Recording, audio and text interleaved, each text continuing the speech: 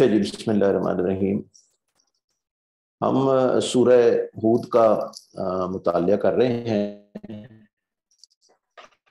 اور پچھلی دفعہ ہم نے آیت نمبر 60 تک پڑھا تھا، یعنی 5 رکوع پڑھ لیے تھے. تو آج ہم چھٹے رکوع سے اس کا مطالعہ شروع کرتے ہیں. اور سمود کی طرف ہم نے ان کے بھائی صالح کو بھیجا. قوم سمود جو ہے وہ قوم عاد کی ہی ایک شاخ تھی. ایک خیال یہ ہے کہ ان کے کچھ لوگ ادھر ہجر کے علاقے میں آ کے بس گئے تھے، پہلے سے موجود تھے، اور پھر جب قوم عاد کے اوپر عذاب آیا تو حضرت ہود علیہ السلام اور ان کے ساتھ جو ایمان لائے تھے وہ ان کے ساتھ آ کے ملے تھے. ایک نظریہ یہ ہے. دوسرا نظریہ یہ ہے کہ پہلے سے کوئی نہیں تھا، اور جب حضرت ہود علیہ السلام اور ان کے ساتھی وہاں سے ہجرت کر کے آئے تھے تو پھر جو ہے وہ ان کے ساتھ شامل یہاں پہ آ کے آباد ہوئے تھے، جو ہجر کا علاقہ ہے سعودی عرب کا. تو ان کی طرف حضرت صالح علیہ السلام کو اللہ تعالیٰ نے بھیجا تھا.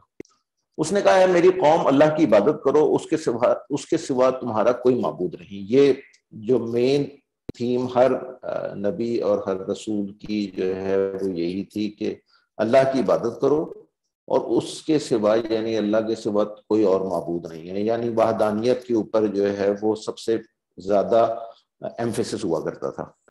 وہی ہے جس نے تمہیں زمین سے پیدا فرمایا اور تمہیں اس میں بسایا. یعنی انسان کو جو پیدا فرمایا ہے وہ زمین سے پیدا فرمایا ہے. انسان کے اندر جو انگریڈینٹس ہیں وہ تمام کے تمام وہ ہیں جو کہ زمین میں پائے جاتے ہیں، جو اس کے جو جسم کے اندر جو انگریڈینٹس موجود ہیں. اور پھر جو دوسری بات کی ہے وہ یہ ہے کہ انسان کو یہاں پر بسایا ہے. بسایا ہے کا مطلب یہ ہے کہ زمین ایسی بنائی ہے کہ یہاں پر انسان رہ سکے. یہاں پر انسان کی ضرورت کے لیے وہ تمام چیزیں موجود ہیں جو کہ اس کی پلنے بڑھنے کے لیے، اس کی غذا کے لیے، اس کے یہاں پہ آرام سے رہنے کے لیے ضروری ہے. یعنی زمین کے اوپر جو ہے وہ ایک ایٹماسفیئر کی لیئرز لگی ہوئی ہیں بہت ساری، جس سے جو ہے وہ انسان مختلف آسمانی جو مصائب ہیں، جو تکالیف ہیں، جو ریڈیشنز ہیں یا جو میٹیورائٹس کی جو بمبارڈمنٹ ہے، ان ساروں سے انسان محفوظ رہتا ہے. پھر یہاں پانی ہے، یہاں پر سبزہ ہے، اور پھر جنگل ہیں، پہاڑ ہیں، سارا کچھ یہاں پہ موجود ہے اس طرح کا کہ انسان یہاں پر رہ سکے. پھر زمین جو ہے وہ اپنے ایکسس کے اوپر جو ہے وہ 23 ڈگریز کے اوپر ٹلٹ ہے، جس کی وجہ سے یہاں پہ موسم موجود ہے. آپ کو پتہ ہی ہے کہ جو ہمارے جو 8 سیارے ہیں اس میں سے صرف 2 ہیں جو کہ اس طرح سے ٹلٹ ہوئے ہیں. ایک زمین ہے اور ایک سیٹرن ہے، اور باقی کوئی ایسا نہیں ہے جس کو، باقی سارے اسٹریٹ ہیں. تو اس ٹلٹ کی وجہ سے پھر یہاں پہ جو ہے وہ موسم آتے ہیں. یہ جو اس آیت سے یہ بھی پتہ چلتا ہے کہ انسان جو ہے، جو مخلوق انسان ہے، وہ صرف اور صرف زمین پر پائی جاتی ہے. انسان کو اللہ تعالیٰ نے بنایا ہی ایسے ہے کہ وہ زمین پر بسے، اور زمین اس لیے بنائی گئی ہے تاکہ انسان یہاں پہ بس سکے. ابھی تک انسان نے جتنی دیکھی ہے یہ کائنات اور جتنا اس کا مطالعہ کیا ہے، جہاں تک اس کی نظر گئی ہے یا اس کا علم پہنچا ہے، اسے یہی پتہ چلا ہے کہ زمین کے علاوہ انسان کہیں اور نہیں پایا جاتا. اگر کہیں کوئی اور جاندار مخلوق آباد ہے بھی تو وہ انسان نہیں ہے، کوئی اور مخلوق ہوگی. انسان جو ہے وہ صرف زمین پہ پایا جاتا ہے. تو یہ بات جو ہے وہ حضرت صالح علیہ السلام نے یہاں پہ فرمائی ہے. اچھا، اور اس کے اندر ہی جو ہے وہ جب یہ فرما دیا کہ دیکھو اسی نے تمہیں زمین میں پیدا فرمایا ہے اور تمہیں یہاں بسایا ہے، تو بسانے کا مطلب یہ ہے کہ تمہاری تمام ضرورتیں جو ہیں وہ اللہ تعالیٰ پوری فرما رہا ہے. یعنی تمہیں پال پوس بھی رہا ہے اور تمہیں پیدا بھی اس نے فرمایا ہے. تو جب اسی نے پیدا فرمایا ہے، وہی پال پوس رہا ہے، تو پھر کسی اور معبود کی کوئی ضرورت محسوس نہیں ہوتی. وہ دوسرا معبود جو ہے وہ پھر کیا کر رہا ہے؟ یعنی پال پوس بھی رہا ہے اور پیدا بھی اسی نے کیا ہے، تو پھر وہ دوسرے معبود کیا کر رہے ہیں؟ کیوں ان کی عبادت کی جائے؟ کیونکہ یہی دو کام ہیں مین جس کی وجہ سے جو ہے وہ کسی معبود کی عبادت کی جانی چاہیے، کہ اس نے پیدا فرمایا ہے اور وہ خیال رکھ رہا ہے، وہ ضروریات پوری کر رہا ہے، وہ رزق عطا فرما رہا ہے. تو یہ دو مین چیزیں تھیں جو کہ وہ اللہ تعالیٰ نے کی ہیں، تو پھر کسی اور کی کوئی ضرورت باقی نہیں رہتی کسی اور معبود کو. لہٰذا اس سے مغفرت طلب کرو. یعنی اب تک تم لوگ جو شرک میں مبتلا رہے ہو، تو تم لوگوں نے جس طرح کی حرکتیں کی ہیں تو چلو ہو گئی، لیکن یہ کہ ابھی بھی موقع ہے کہ اللہ تعالیٰ سے مغفرت طلب کرو اور اس کی طرف پلٹ آؤ. یعنی تمہارا رخ جو دوسری طرف ہو گیا ہے اس طرف سے پلٹ آؤ اور اپنا رخ دوبارہ سے اللہ تعالیٰ کی طرف کر لو. توبہ کا دروازہ کھلا ہے ابھی بھی. بے شک میرا رب قریب ہے اور دعاؤں کا جواب دینے والا ہے. یہ دونوں باتیں بڑی اہم ہیں، اور جو بھی قوم اللہ تعالیٰ کی اور انبیاء کرام کی جو تعلیمات تھیں ان سے جب بھی دور ہوتی ہے، یہ ہوئی ہے ماضی میں بھی یا آج کل بھی، اس نے ہمیشہ اللہ تعالیٰ کو ایک بادشاہ سمجھا ہے. جیسے کہ دنیاوی بادشاہ ہوتے ہیں کہ بادشاہ سلامت جو ہے یا حکمران کوئی بہت بڑا حکمران، کہ وہ بادشاہ سلامت یا حکمران جو ہے اس تک تو رسائی ممکن نہیں ہے. پھر اس کے کچھ درباری ہیں، اس کے کچھ مقربین ہیں. اگر بادشاہ سلامت سے ملنا ہے، بادشاہ سلامت کو سے کوئی کام ہے، تو پھر ان درباریوں تک اور ان مقربین تک جو ہے وہ رسائی حاصل کی جائے اور ان کے تھرو اپنا پیغام پہنچا دیا جائے اور بادشاہ سلامت تک ہماری درخواست پہنچ جائے گی. اور وہ جو مقربین ہوتے تھے یا ابھی بھی ہوتے ہیں، وہ چونکہ بادشاہ کے قریب ہوتے ہیں، لہٰذا وہ پھر استحصال بھی کرتے ہیں عوام کا. تو عوام جو ہے جو دیتی ہے، درخواستیں دیتی ہے یا جو مسائل بیان کرتی ہے، وہ انہی مقربین کے یا درباریوں کے اگینسٹ ہوتے ہیں، تو یا ہوتے تھے پہلے بھی. تو پھر بادشاہ سلامت جو ہے وہ تو 2 ٹکے کی عوام کے لیے ان مقربین سے تو اپنا رشتہ نہیں خراب کر سکتے، تو لہذا ان کا کچھ بھی نہیں بگڑتا تھا. تو لوگوں نے اللہ تعالیٰ کو ہمیشہ جو ہے وہ یہی سمجھا کہ اللہ تعالیٰ بھی ویسا ہی ہے. تو یہاں اللہ تعالیٰ نے فرمایا ہے کہ حضرت صالح علیہ السلام فرما رہے ہیں کہ جو میرا رب ہے یعنی اللہ تعالیٰ جو ہے وہ قریب ہے، اس تک درخواست پہنچانے کے لیے کسی کو کہنے کی ضرورت نہیں ہے. وہ اس تک آپ اپنی درخواست خود پہنچا سکتے ہیں. اگر کوئی درمیان میں کوئی اس طرح کا درباری اللہ تعالیٰ نے نہیں بٹھایا وہ اپنے دروازے کے اوپر کہ آپ اس کو کہیں، تو وہ پھر آگے کہے گا تو بات بنے گی.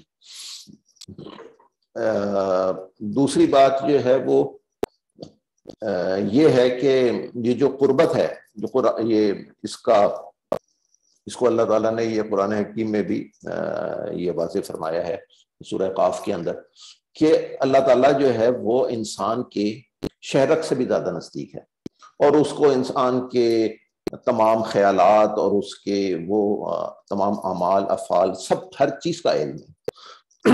تو اس لیے اللہ تعالیٰ جو ہے وہ ایک تو یہ ہو گئی کہ وہ اللہ تعالیٰ علم میں انسان کے قریب ہے. دوسرا ایک اور قسم کی قربت بھی ہے، وہ ہے محبت کی قربت، کہ جیسے کہ ماں جو ہے وہ ایک اپنی اولاد کے قریب ہوتی ہے، اور اس تعلق کو کوئی اور تعلق انسان کا جو دو انسانوں کے درمیان ہے وہ عام طور پہ میچ نہیں کر پاتا. یعنی میں عام طور پہ اس لیے کہا ہے کہ کبھی کبھی میچ کر جاتے ہیں، لیکن یہ کہ وہ بہت ہی یعنی ریئر کیسز ہوتے ہیں. عام طور پہ جو ہے وہ ماں اور اولاد کا جو رشتہ ہے وہ ایسا ہے کہ اس قربت کو کوئی میچ نہیں کر پاتا. تو اس سے بھی اللہ تعالیٰ جو ہے وہ ماں سے بھی 70 گنا زیادہ محبت فرماتا ہے اپنی مخلوق سے. تو اللہ تعالیٰ جو ہے وہ علم میں بھی قریب ہے انسان کے، اور محبت میں بھی قریب ہے، رشتے میں بھی قریب ہے اس کے. اور دوسری بات یہ کہ وہ دعاؤں کا جواب دیتا ہے. یعنی جو ہے جب انسان کو ریکویسٹ پیش کرتا ہے تو اللہ تعالیٰ اسے بتاتا ہے کہ ہاں بھائی یہ تمہارا کام ہو جائے گا، یہ نہیں ہوگا۔ اب ہوتا یہ ہے عام طور پہ جو انسان ہے وہ چونکہ گناہوں میں مبتلا ہوتا ہے، یا اس کی توجہ جو ہے وہ اللہ تعالیٰ کی طرف ذرا کم ہوتی ہے اور دنیاوی معاملات کی طرف زیادہ ہوتی ہے، تو وہ ریسیور جس نے ریسیو کرنا ہے اللہ تعالیٰ کا جواب، وہ ذرا اس کی ٹیوننگ خراب ہوتی ہے، یا وہ ریسیور ہی جواب دے چکا ہوتا ہے، تو پھر وہ جواب انسان کو پتہ نہیں چل پاتا۔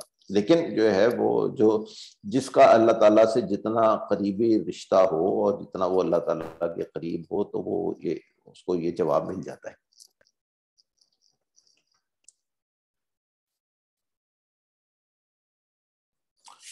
سمود نے کہا، اے صالح، اس سے پہلے تو تم ہم میں ایسے شخص تھے جس سے ہمیں بڑی امیدیں وابستہ تھیں، جیسے کہ دوسرے انبیاء کرام ہوتے تھے، اسی طرح حضرت صالح علیہ السلام بھی اپنی قوم میں جو چنے ہوئے لوگ ہوتے تھے، ذہین اور علم والے اور اخلاق میں بہت اعلیٰ اور حکمت سے لبریز، تو یہ شروع سے ہی ایسے ہوا کرتے تھے، کیونکہ نبی تو پیدائشی نبی ہوتے تھے۔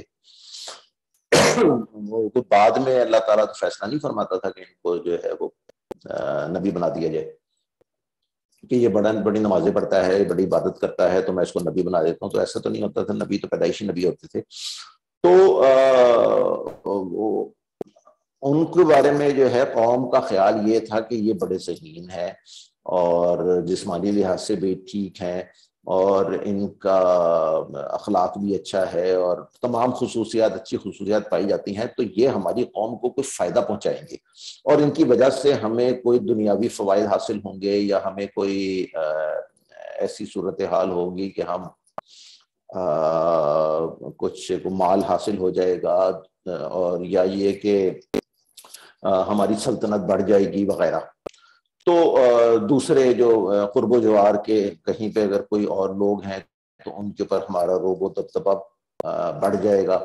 تو ایسی امیدیں جو ہے وہ ان کو حضرت صالح علیہ السلام سے تھی۔ ایسی ہی امیدیں نبی اکرم صلی اللہ علیہ وسلم سے بھی ان کی قوم کو تھی۔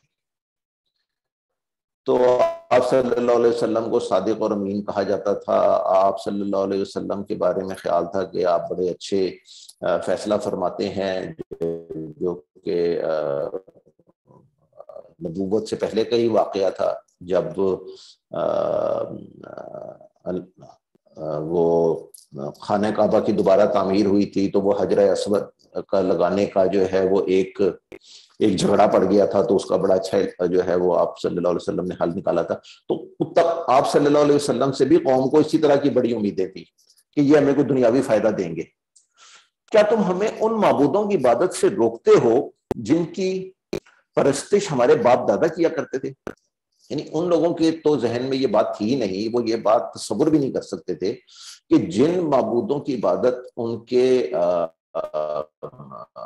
والدین اور ان کے آباء و اجداد کیا کرتے تھے تو وہ کوئی غلط کام تھا، اور یہ کہ اب جو ہے وہ اب اگر اس سے جو ہے وہ روکا جا رہا ہے تو یہ کوئی صحیح بات ہے۔ تو وہ تو ان کا تو اس طرح کا کوئی تصور ہی نہیں تھا، اور جب ان کو کہا گیا اور لاجک سے بتائی گئی بات یا اس پہ کوئی دلائل دیے گئے تو ان کا جو ہے، اور یہی وتیرہ جو ہے وہ ہمیشہ سے انسان کا رہا ہے کہ بعض معاملات میں وہ بہت ہی تنگ ذہن کا اور بند دماغ کا ہو جاتا ہے، اور جو پہلے سے پری کنسیوڈ اس کے خیالات ہوتے ہیں یا اس کے جو آئیڈیاز ہوتے ہیں ان سے وہ کسی طور ہٹنے کے لیے تیار نہیں ہوتا۔ اس کو آپ جس طرح چاہے لاجک سے سمجھا لیں، جیسی چاہے اس کو دلیل دے لیں، وہ اس معاملے میں اپنا دماغ بند کر لیتا ہے،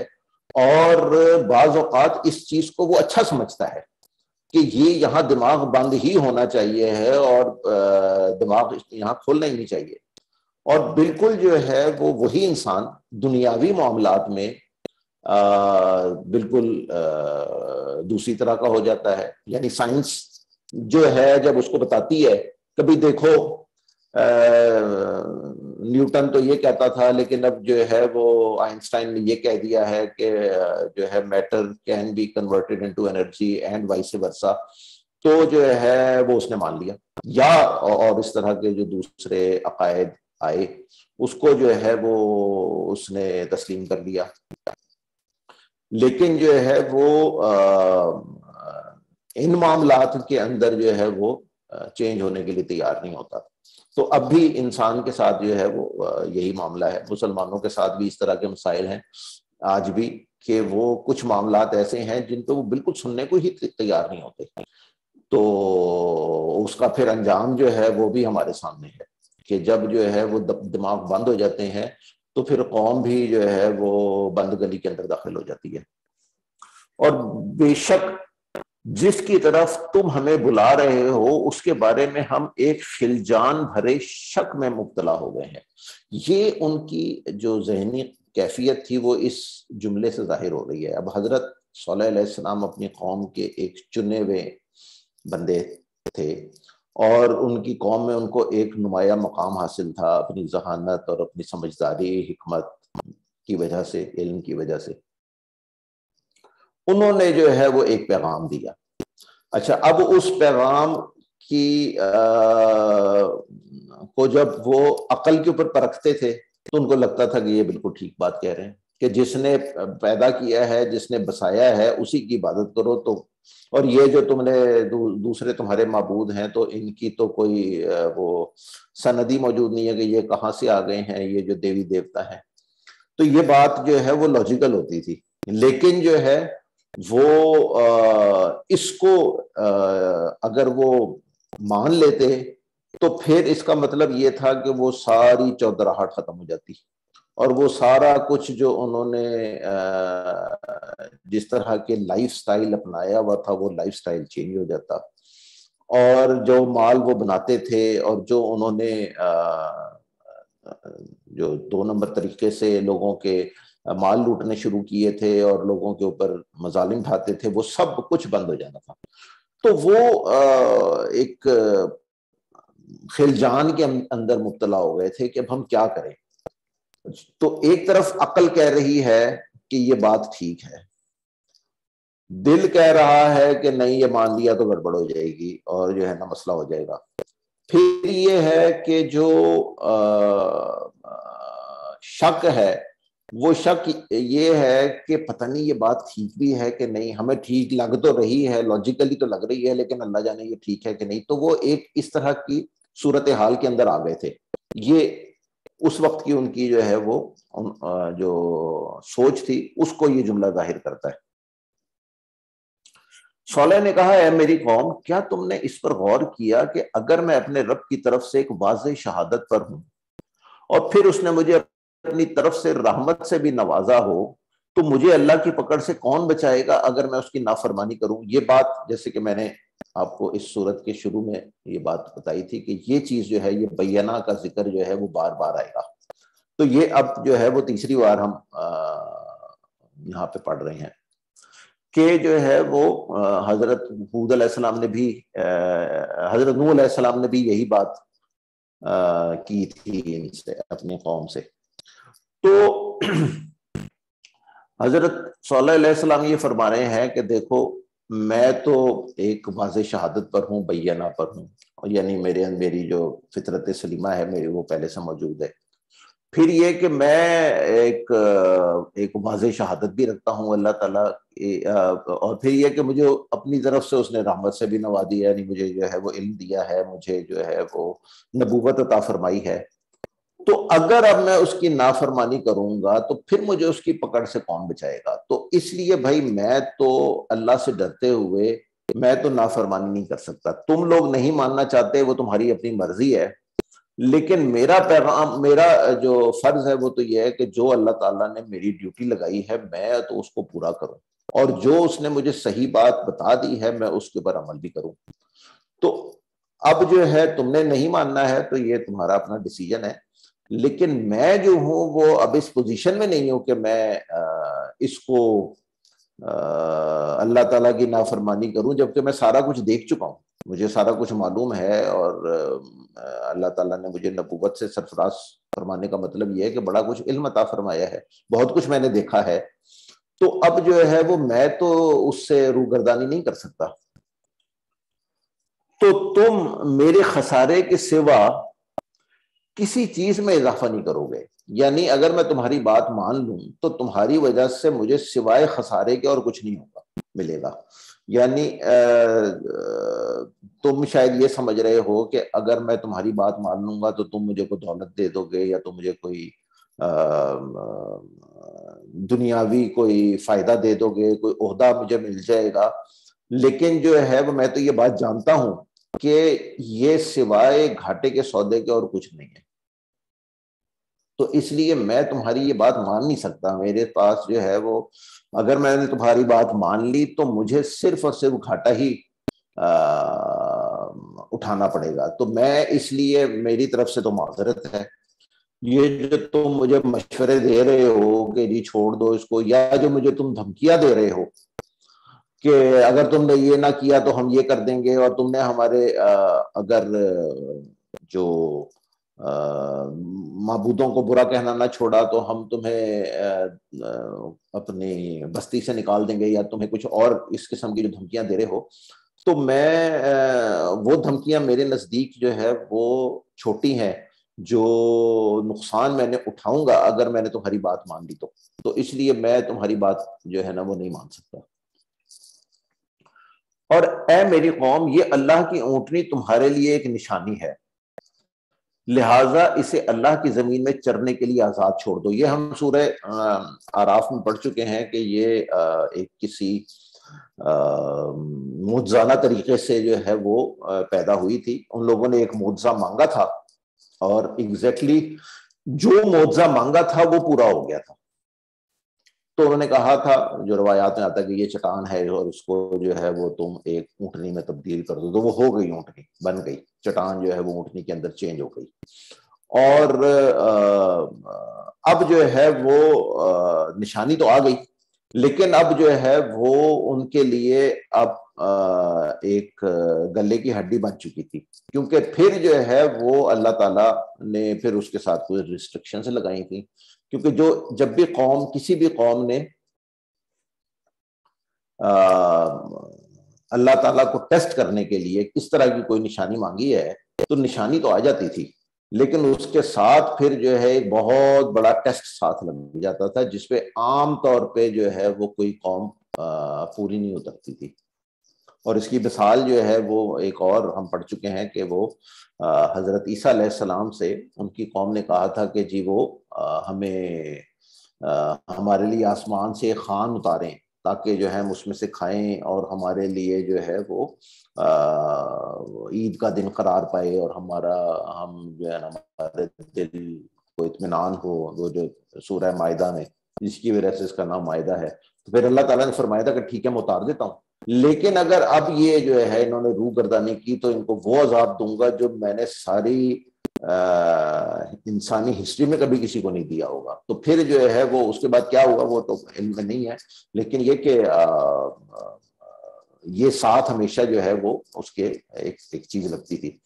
تو حضرت صلی علیہ السلام جو ہے وہ یہاں فرما رہے ہیں کہ یہ اللہ کی اونٹنی تمہارے لیے ایک نشانی ہے، لہٰذا اسے اللہ کی زمین میں چرنے کے لیے آزاد چھوڑ دو. یعنی یہ اب جو ہے زمین اللہ کی ہے، زمین تم کہیں سے لے کر نہیں آئے، اب یہ جس مرضی کھیت میں جائے اور چرے اور جہاں مرضی گھومتی پھرے، تمہارا اس سے کوئی غرض نہیں ہے. اور اسے نقصان پہنچانے کے لیے ہاتھ نہ لگانا ورنہ جلدی تمہیں عذاب پکڑ لے گا. تو وہ ایک کنواں مخصوص تھا جس سے وہ ایک دن وہ اونٹنی پانی پیتی تھی اور ایک دن وہ قوم پانی پیتی تھی. یعنی قوم جو ہے وہ اس کو ایک دن پورا جو ہے وہ پانی سے وہ محروم رہنا پڑ گیا. اور پھر جو ہے وہ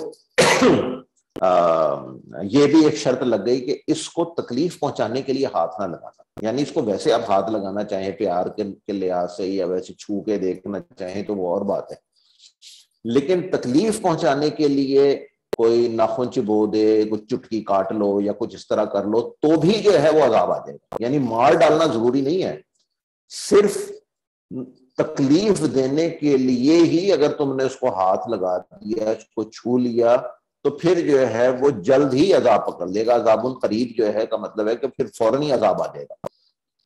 اور ایسا ہی ہوا. پھر انہوں نے اس اونٹنی کی کونچے کاٹ ڈالی، یعنی اس کی ایڑیاں کاٹ دی، تو وہ چل پھر نہیں سکتی تھی، تو پھر وہ مر گئی ظاہر ہے. تو صالح نے کہا اب اپنے گھروں میں 3 دن اور رہ بس لو.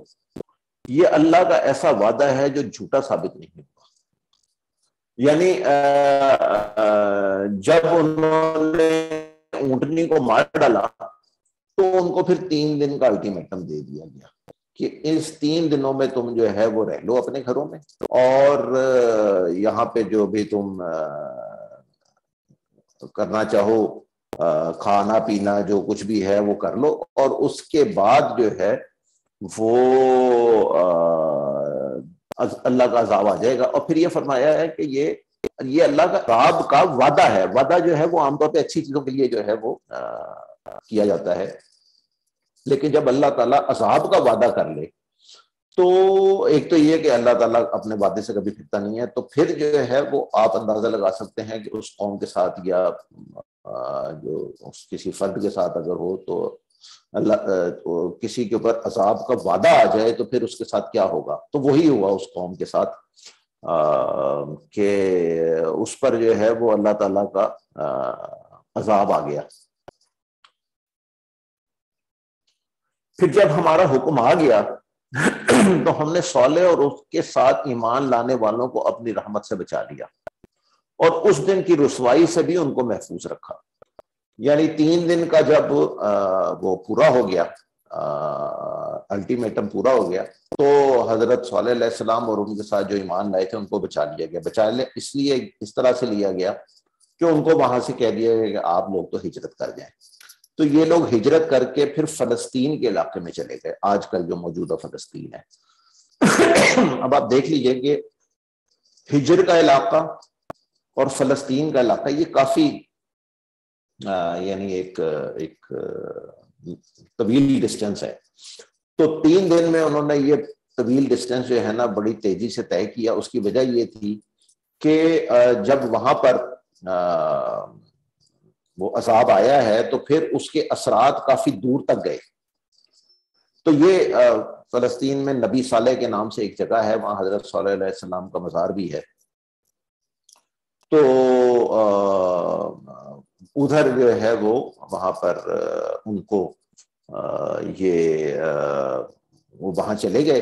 تو پیچھے سے جو ہے وہ پھر عذاب آ گیا. اور یہ رسوائی جو ہے یہ 2 طرح کی رسوائی ہے. ایک رسوائی تو یہ ہے کہ جو اس قوم نے جن لوگوں کو وہ سمجھتے رہے کہ یہ تو جو ہے وہ سارے بہکے میں ہیں اور یہ ان لوگوں نے جو بھی خیالات ان کے ہیں وہ غلط ہیں، تو ان لوگوں کے سامنے ہی جو ہے وہ یہ ہوا کہ وہ لوگ تو چلے گئے اور وہ خود عذاب میں مبتلا ہو گئے. تو ایک رسوائی تو یہ. دوسری یہ کہ 3 دن کا الٹیمیٹم دیا گیا تھا، تو 3 دن کے بعد اگر عذاب نہ آتا تو بھی ایک رسوائی تھی. تو اس سے بھی محفوظ رکھا. پورے 3 دن کے بعد جو ہے وہ عذاب آ گیا. بے شک آپ کا رب بہت قوت والا اور ہر چیز پر غالب ہے. تو وہ عذاب جس کے بارے میں ہم پڑھ چکے ہیں کہ وہ کس طرح کا تھا، اس کے بارے میں جو ہے وہ 2 طرح کی اس میں آئی تھی باتیں، لیکن جو ہے وہ یہ اس کی ڈیٹیل ابھی آتی ہے.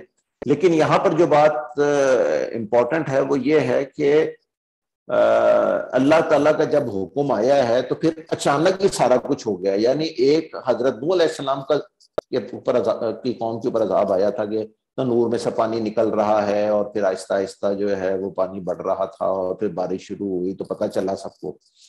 اسی طرح جو ہے وہ جو قوم عاد کے اوپر آیا تو پھر وہ بادل نظر آئے اور وہ سمجھے کہ پتہ نہیں وہ بارش ہونے والی ہے یا کچھ اس طرح سے، اور پھر جو ہے ہوا تیز چلنی شروع ہوئی.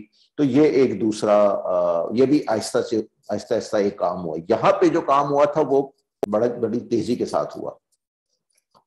اور جن لوگوں نے ظلم کیا تھا انہیں ایک خوفناک چنگھاڑ نے آ لیا، تو صبح انہوں نے اس حال میں کی کہ اپنے گھروں میں گھٹنوں کے بل اوندھے پڑے تھے. یہ جو چنگھاڑ ہے یعنی کوئی اس طرح سے ہوا کہ ایک دم کو بہت اونچی آواز آئی ہے، جس سے جو ہے وہ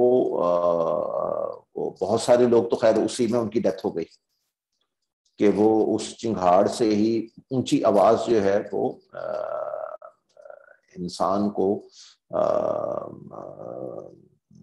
خوفزدہ کرتی ہے. انسان کے جو دو بنیادی خوف جو اس کے اندر پیدائشی طور پہ ہوتے ہیں وہ ایک اونچی آواز کا خوف ہے اور ایک بلندی کا خوف ہے. یہ ان بلٹ خوف ہے انسان کے اندر. اس کو کچھ یہ لرنڈ قسم کے خوف نہیں ہے. آگ کا خوف جو ہے وہ لرنڈ خوف ہے، لیکن یہ والا خوف، یہ دو خوف جو میں نے بتائے ہیں، یہ ان بلٹ ہے انسان کے اندر. تو اسی طرح جو ہے وہ یہ اونچی آواز جو ایک چنگھاڑ ایک آئی تھی، تو اس چنگھاڑ نے انسان کو ان کے جو ہے وہ بہت سارے تو اسی میں مر گئے، اور جو رہ گئے وہ اپنے اپنے گھروں کے اندر گھس گئے اپنے اس آواز سے اپنے آپ کو بچانے کے لیے. تو پھر زلزلہ آیا، وہ ہم پڑھ چکے ہیں سورہ اعراف کے اندر، اس میں ذکر آیا ہے کہ ان کے اوپر زلزلہ آیا تھا، اور وہ زلزلہ بڑے طویل علاقے کے اندر آیا. اور آج بھی جو ہے اگر آپ اس علاقے میں جائیں جو کہ ہجر کا علاقہ ہے جہاں پہ یہ حضرت صالح علیہ السلام کی قوم آباد تھی، تو وہ جہاں پہاڑوں کے اندر یہ اپنے گھر بنایا کرتے تھے، اور اپنے گھر سے مراد یہ کہ یہ وہاں رہتے نہیں تھے، صرف یہ ہے کہ ان کو شوق تھا پہاڑوں کو تراش کے اس میں بڑے بڑے محل بناتے تھے. تو حضرت صلی اللہ علیہ السلام نے ان کو کہا بھی تھا کہ یہ کس طرح کی تم لوگوں نے شوق پال لی ہیں فضول سے. تو لیکن بہرحال ان کے وہ شوق تھے. تو ان پہاڑوں کو اگر آپ دیکھیں تو وہ ان کے اندر جو ہے وہ کریکس آج بھی نظر آتے ہیں، جو کہ ایک خوفناک قسم کے زلزلے کی نشانی ہے.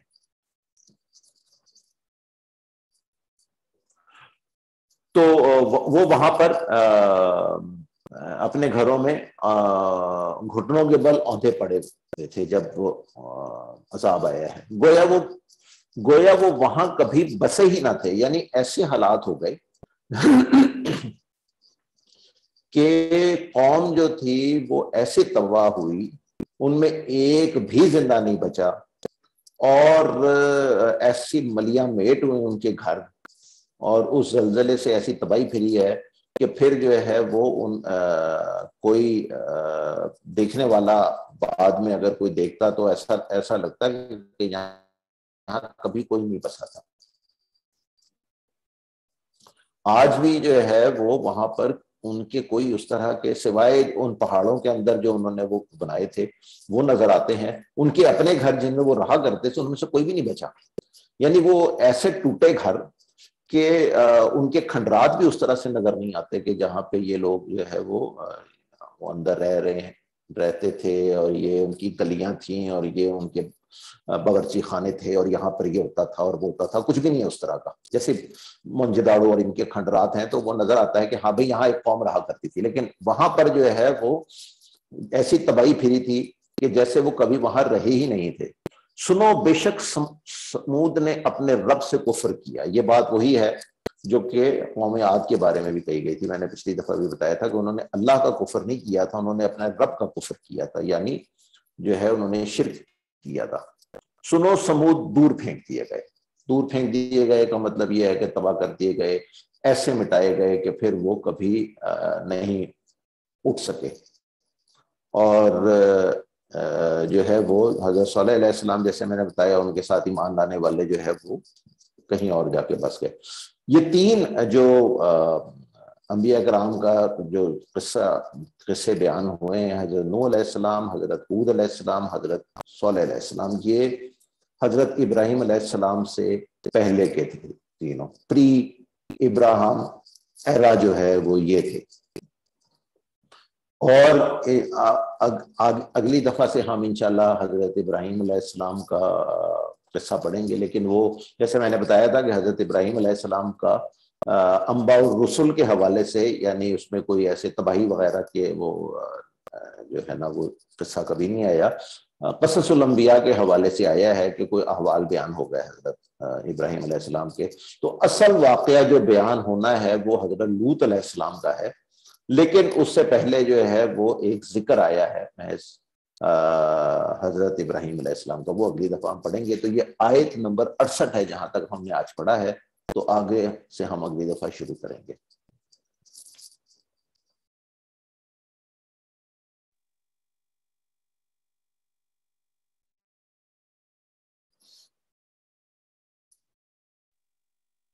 جی جزاک اللہ.